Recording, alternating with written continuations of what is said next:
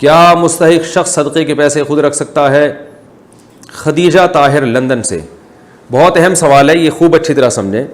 اگر کوئی شخص کسی دوسرے بندے کو پیسے دے کہ کسی مسجد میں دے دینا یا فلاں شخص کو دے دینا، جبکہ جسے دیے جا رہا ہے وہ خود بھی مستحق ہے، سفید پوش ہے، وہ اس رقم میں سے کچھ اپنے ذاتی استعمال میں لے آئے، تو یہ جائز ہے؟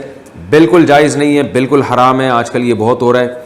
بعض لوگ یہ کرتے ہیں کہ کسی کو صدقے کے پیسے دیے اور کہا کہ جہاں آپ مناسب سمجھے وہاں دے دیں، یا یہ کہتے ہیں آپ کو کلی اختیار ہے جہاں دینا چاہیں.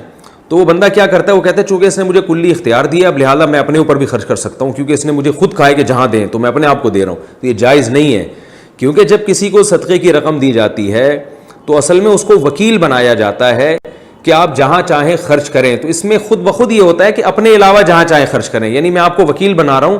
میرے لیے غریب تک پہنچنا، یہ خیر کے کاموں تک پہنچنا ممکن نہیں ہے یا مشکل ہے، تو میں آپ کے تعلقات زیادہ ہیں، آپ پر اعتماد مجھے ہے، تو آپ یہ رقم خرچ کر دیں.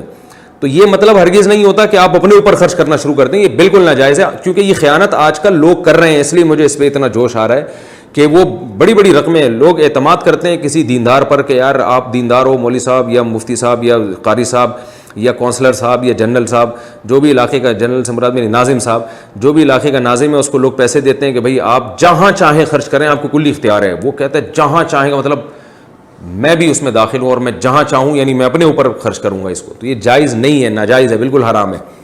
تو اس لیے اس میں اللہ سے ڈرنا چاہیے.